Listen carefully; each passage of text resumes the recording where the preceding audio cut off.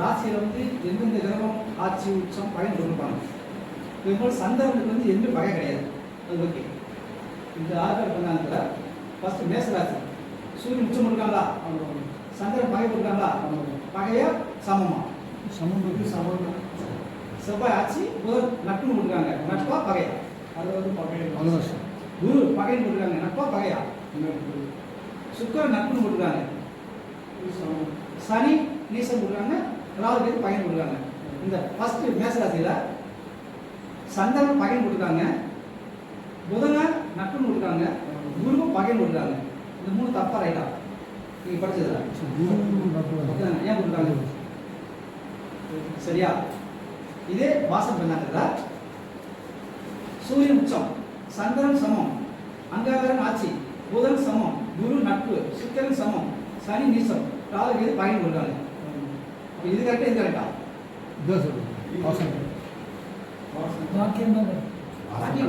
வாசம் தான் கரெக்ட். வாசம் வாசம் கரெக்ட்.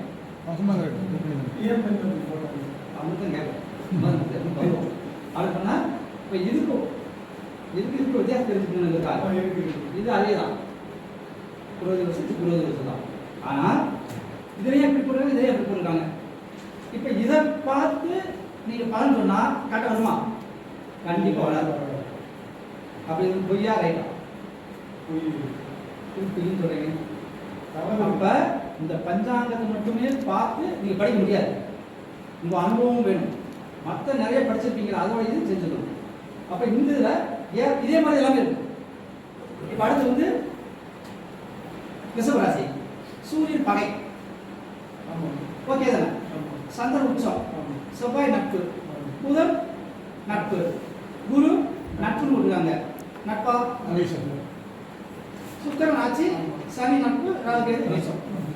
இங்க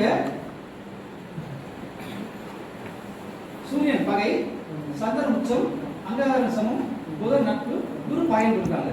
அப்படி கரெக்டா? அப்ப இப்போ நம்ம வந்து என்னடா வாக்கியம் தான் பெருசு அப்படின்னு நம்ம திருக்க சொல்றேன்னா இதை நம்ம தெரிஞ்சுக்கணும். இதே மாதிரி தான் இந்த பஞ்சாயத்து நிறைய இருக்கு கோட்டைகள்.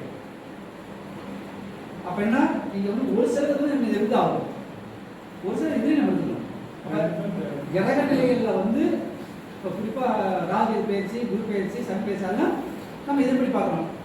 இதன்படி கொஞ்சம் வித்தியாசம் வரும், ஏறத்தாழ இதுக்கு வித்தியாசம் வரும். அப்போ நம்ம இதன்படி பலன் சொல்கிறோம், நான் சொல்கிறது அப்போ இதன்படி நம்ம பலன் சொல்ல போகிறதில்ல. அப்போ இதன்படி பார்க்குறப்ப நம்ம இதை எடுத்துக்குவோம். வாக்கியம் நம்ம சொன்னாலும் இதை தான் எடுத்துக்குவோம். எனக்கு ரைட் சொன்னாலும் இதில் தான் எடுத்துக்கணும். ஏன்னா என்னென்ன ராசிக்கு யார் யார் பகைங்கிறது தெரிஞ்சுக்கணும், நட்பு தெரிஞ்சுக்கணும். அப்போ இதுக்கு வித்தியாசம் இருக்கா? அப்போ நீங்கள் வந்து இதில் என்னன்னு பார்த்தீங்கன்னா இதை வந்து நீங்கள் சரி பண்ணிக்கணும். ஆமாம் ஃபர்ஸ்ட் ஏன்னா பலன் சொல்றது வந்து ஆட்சி உச்சம் நட்பு பகை மூல திரிகோணம் இதெல்லாம் தெரிஞ்சு வச்சுக்கணும். அதே மாதிரி இது வந்து மூல திரிகோணம் அப்படின்னு சொல்லி போட்டிருப்பாங்க, இதில் வந்து போட்டுக்க மாட்டாங்க. அதுக்குன்னா இதெல்லாம் தெரிஞ்சுக்கணும். பலன் சொல்றது ரொம்ப முக்கியம் ஃபர்ஸ்ட். அடுத்து இது தப்பா நீங்க திருத்திக்கிங்க எல்லாம். அதுக்காக தினம் பொருத்தம் பொருத்தம் பார்க்கல, அதுல தினம் பொருத்தத்துல இதுக்கு வித்தியாசம் இருக்கு. அதே 139 ஆட்கார், இது வந்து 81, வாசன் 81, ஆட்கார் 139. தினப்பொருத்தத்துல 2, 4, 6, 8, 9, 11, 13, 15, 17, 18, 20, 22, 26, 27 தான். திருப்பி என்ன பாருங்க, 20, 21, 18, 20, 24, 26 இருக்கு. 18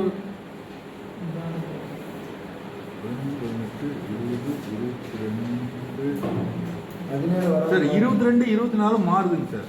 17 வராது. 27 ஒன்று எக்ஸ்ட்ரா ஆட் ஆயிருக்கு. இது என்ன இருக்குன்னா 17 வராது. 17 வராது. 4, 6, 8, 9, 11, 13, 15, 18, 20, 24, 26. எதுல 18, 20, 22 வாசன்ல வாசல் திருக்கணக்கு கொடுத்துருக்காங்க. இதுல வந்து 27 கொடுத்துருக்காங்க, 21, 17 கொடுத்துருக்காங்க. அப்ப அப்போ இதுலேயும் நீங்கள் யோசிக்கணும். திருமண பொருத்தம் பார்க்குறப்ப தினப்பொருத்தம் நம்ம குறிப்போம். பெரும்பாலும் தினப்பொருத்தம் வந்து ஐயரை பார்ப்பாங்க அப்படின்னு நம்ம இதில் போட்டிருப்பாங்க. இருந்தாலும் தினப்பொருத்தம் முக்கியம்தான். தினப்பொருத்தம் கனப்பொருத்தம் இருக்கணும், கனப்பொருத்தம் தினப்பொருத்தம் இருக்கணும். அதை நம்ம பொருத்தம் பார்க்குறப்ப சொல்லி தரோம்.